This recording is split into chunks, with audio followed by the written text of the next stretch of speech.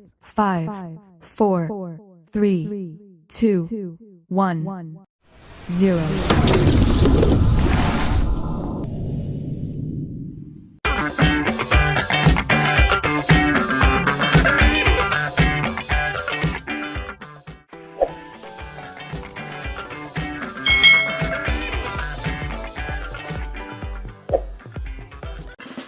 Hai, selamat datang kembali di channel YouTube Kak Citra. Apa kabarnya adik-adik semuanya? Kak Citra berharap kalian dalam keadaan yang baik dan sehat selalu. Adik-adik, hari ini kita akan belajar bersama-sama untuk mata pelajaran tematik untuk adik-adik yang duduk di kelas 3 sekolah dasar. Hari ini kita akan belajar di tema 1, subtema 1, pembelajaran yang kedua. Kalau kalian belum melihat video yang pembelajaran 1, lebih baik kalian lihat dulu yang pembelajaran 1. Mari kita langsung ke pembelajarannya bersama-sama.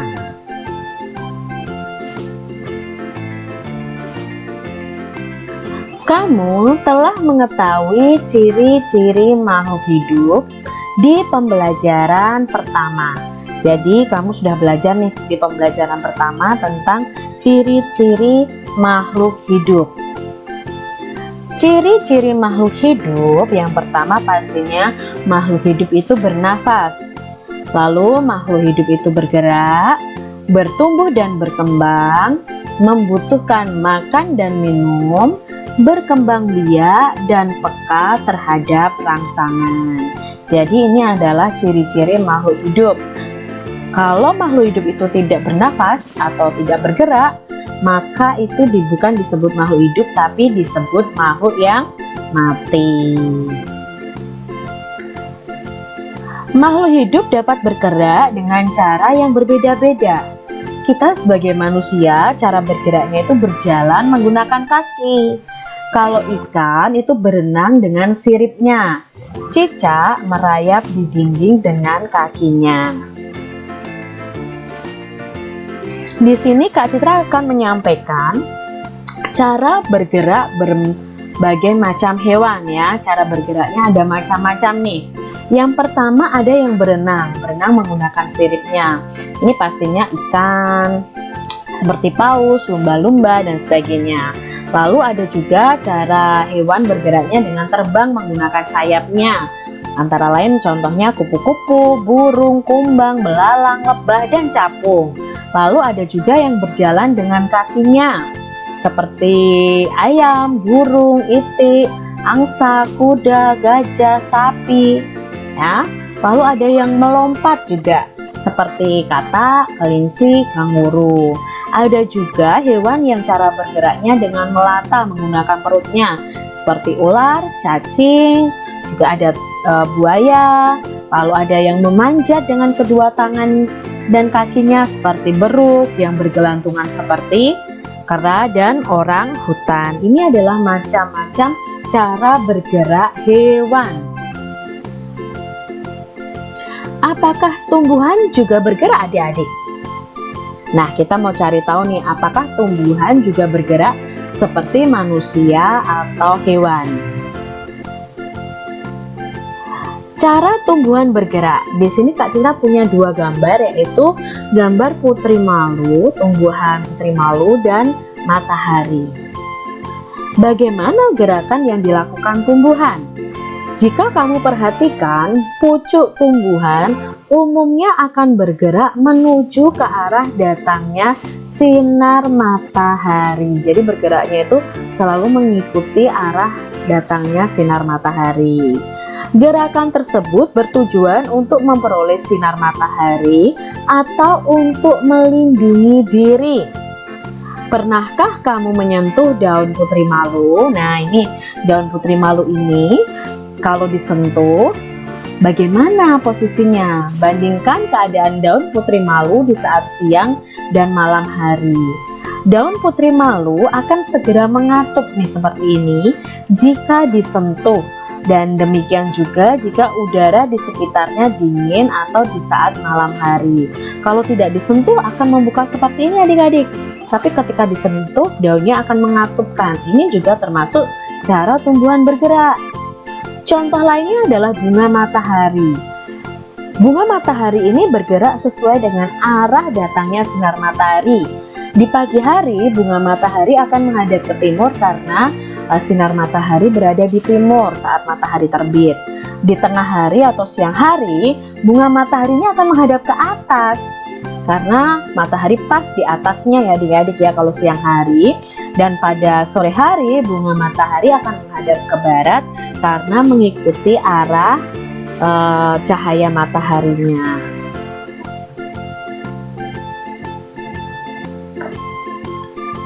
Makhluk hidup dapat bernafas. Alat pernafasan makhluk hidup itu berbeda-beda. Manusia itu bernafasnya dengan paru-paru. Nah ini, alat pernafasan kita itu paru-paru yang terletak di rongga dada kita. Ini adalah alat pernafasan kita. Sedangkan ikan itu bernafasnya dengan insang, berbeda dengan manusia karena ikan ini hidup di air, jadi bernafasnya memakai insang. Sedangkan hewan menyusui seperti kucing, kambing itu juga bernafasnya menggunakan paru-paru.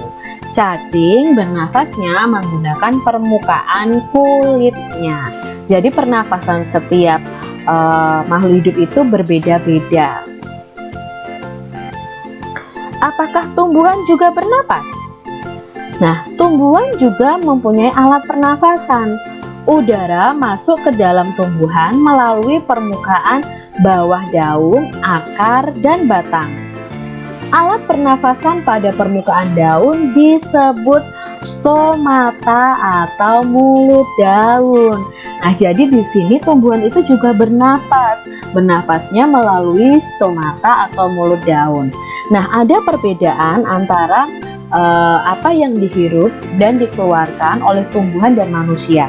Nah, kalau manusia itu bernafas itu menghirup oksigen dan mengeluarkan karbon dioksida, nama udaranya ya. Sedangkan untuk tumbuhan sendiri, tumbuhan itu tidak menghirup oksigen, tetapi tumbuhan itu menghirup karbon dioksida. Jadi yang kita keluarkan dihirup oleh tumbuhan. Nah, tumbuhan akan mengolahnya dan mengubahnya menjadi oksigen yang akan dikeluarkan dari tumbuhan untuk kita bernafas. Maka udara, oksigen di sekitar kita itu tidak akan pernah habis selama masih ada tumbuhan. Maka jangan kita tebang tumbuhan di sekitar kita, adik-adik. Makhluk hidup dapat tumbuh dan berkembang. Tumbuh artinya bertambah ukuran tinggi dan beratnya. Coba kalian ingat ketika kalian masih bayi. Kalian bandingkan dengan tinggi dan berat badan kalian sekarang. Pasti berbeda adik-adik. Nah, berarti adik-adik mengalami yang namanya pertumbuhan. Pertumbuhan tinggi dan pertumbuhan berat. Begitu juga hewan. Hewan itu contohnya di sini ayam, dari telur menetas menjadi anak ayam dan terus bertumbuh menjadi ayam dewasa. Tumbuhan juga mengalami pertumbuhan, awalnya dari biji. Biji lalu keluar akar, keluar daun, tumbuh besar, tumbuh tinggi, lalu bisa berbuah. Nah, itu artinya makhluk hidup bisa tumbuh. Makhluk hidup dapat berkembang biak. Cara berkembang biak makhluk hidup itu berbeda-beda. Ada yang berkembang biak dengan cara melahirkan, ada juga yang berkembang biak dengan cara bertelur. Jadi kalau manusia itu melahirkan ya, tapi kalau hewan ada yang melahirkan, ada juga yang bertelur. Nah, kita akan belajar mengenai hewan apa saja yang berkembang biaknya dengan cara melahirkan, bertelur, dan ada juga hewan yang melahirkan dan bertelur. Nah, kalian pasti penasaran ya. Berdasarkan cara berkembang biaknya, hewan dikelompokkan sebagai berikut. Yang pertama adalah hewan bertelur atau ovipar. Kelompok hewan yang berkembang biak dengan cara bertelur itu contohnya ayam, itik, ikan, bebek, dan lain sebagainya. Hewan yang cara berkembang biaknya dengan beranak atau melahirkan. Contohnya ada sapi, kambing, kucing, ada harimau, anjing, dan lain sebagainya. Lalu ada hewan yang bertelur dan beranak. Nah, ini disebut ovovivipar. Jadi proses bertelur dan beranak berlangsung secara berurutan. Contoh hewan yang berkembang biak dengan bertelur dan beranak yaitu ada ular, ada kuda laut, ada ikan pari. Kalau ini bukan bebek ya adik-adik ya, Kak Citra lupa nama hewan ini, yang pastinya ini juga termasuk hewan ovovivipar. Makhluk hidup peka terhadap rangsang. Kepekaan makhluk hidup terhadap rangsang itu berbeda-beda. Jika kita melihat sinar matahari atau sinar yang sangat menyilaukan, dengan cepat kita akan menutup mata. Nah, ini disebut dengan peka terhadap rangsang. Lalu pada tumbuhan, contohnya adalah daun putri malu. Daun putri malu jika disentuh akan menutup daunnya.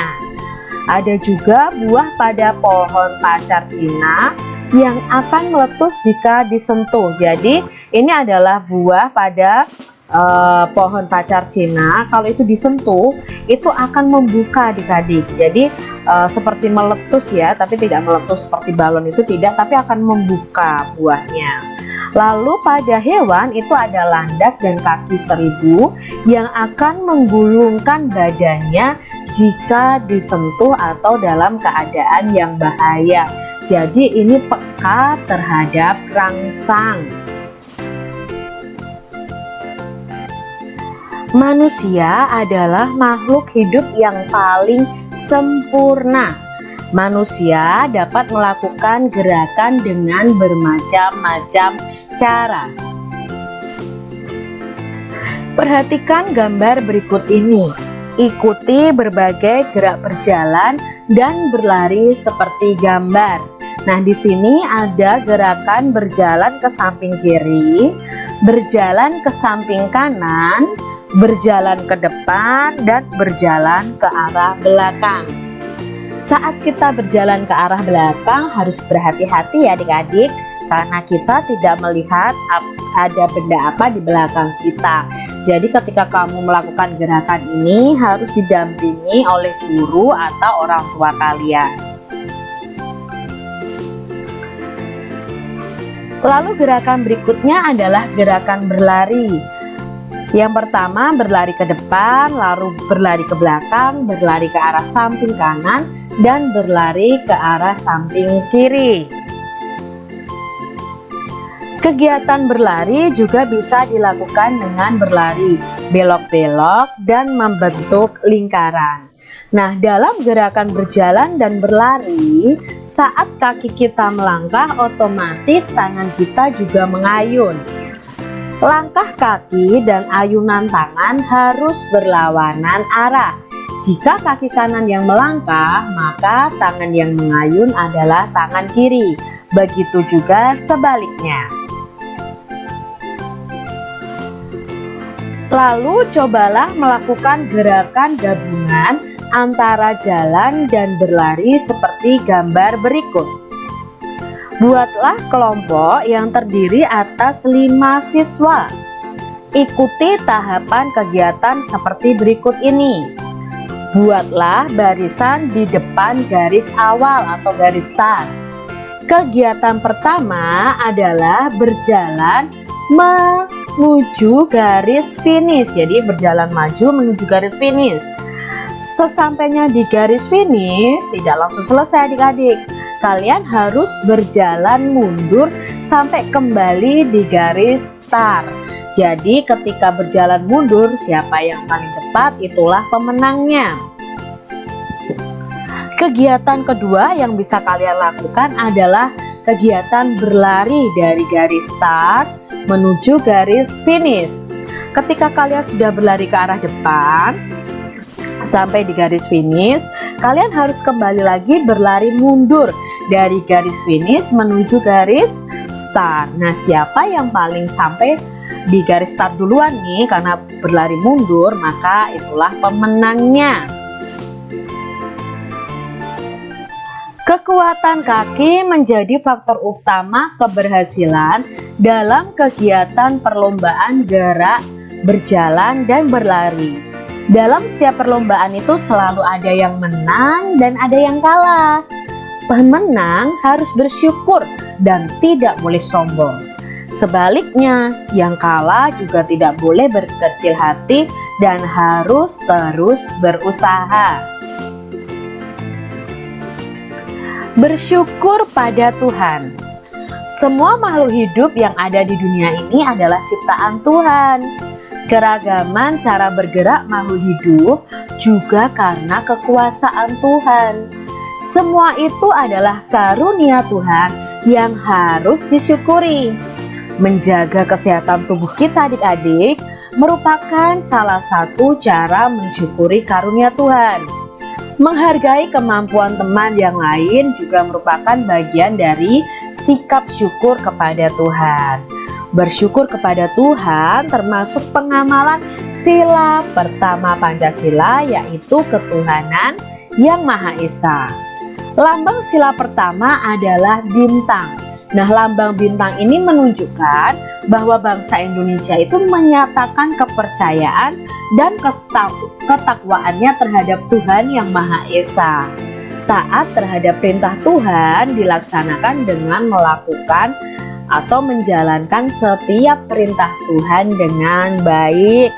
Selain itu, kita juga harus saling menghargai kepercayaan maupun agama orang lain. Bersyukur adalah berterima kasih atas semua yang diberikan Tuhan kepada kita. Nah, kita ingat lagi tentang Pancasila. Garuda Pancasila adalah lambang negara Indonesia. Burung Garuda ini besar, gagah, dan perkasa. Lihatlah perisainya adik-adik. Nah, di perisai ini memuat simbol atau lambang dari sila-sila pada Pancasila. Pancasila ini adalah dasar negara kita. Nah, ini adalah perisainya yang terdapat lambang atau simbol dari sila-sila pada Pancasila. Pancasila itu berasal dari dua kata, yaitu panca dan sila. Panca itu artinya 5. Sila itu artinya dasar atau aturan. Jadi Pancasila itu artinya 5 dasar atau 5 aturan. 5 dasar atau 5 aturan yang ada di Pancasila ini mempunyai lambang dan bunyi masing-masing. Contohnya sila pertama dilambangkan bintang. Bunyinya ketuhanan yang Maha Esa. Sila kedua dilambangkan rantai. Bunyinya kemanusiaan yang adil dan beradab. Sila ketiga dilambangkan pohon beringin. Bunyinya persatuan Indonesia. Sila keempat dilambangkan kepala banteng. Bunyinya kerakyatan yang dipimpin oleh hikmat kebijaksanaan dalam permusyawaratan perwakilan. Sila kelima dilambangkan padi dan kapas. Bunyinya keadilan sosial bagi seluruh rakyat Indonesia. Jadi hari ini kita sudah belajar tentang penerapan sila pertama Pancasila, yaitu ketuhanan yang Maha Esa, di mana kita harus bersyukur, beribadah sesuai agama kita, menjalankan setiap perintah Tuhan, menghargai agama orang lain. Nah, begitu adik-adik pembelajaran kita hari ini. Semoga kalian memahami apa yang Kak Citra sampaikan. Jika ada pertanyaan, tulis saja di kolom komentar. Terima kasih sudah menyaksikan video Kak Citra. Sampai jumpa di video pembelajaran selanjutnya. Tuhan memberkati. Jangan lupa tekan tombol subscribe, lalu tekan loncengnya. Tekan juga tombol like, lalu share ke media sosial kalian. Jangan lupa untuk ikuti media sosial Kak Citra. Terima kasih.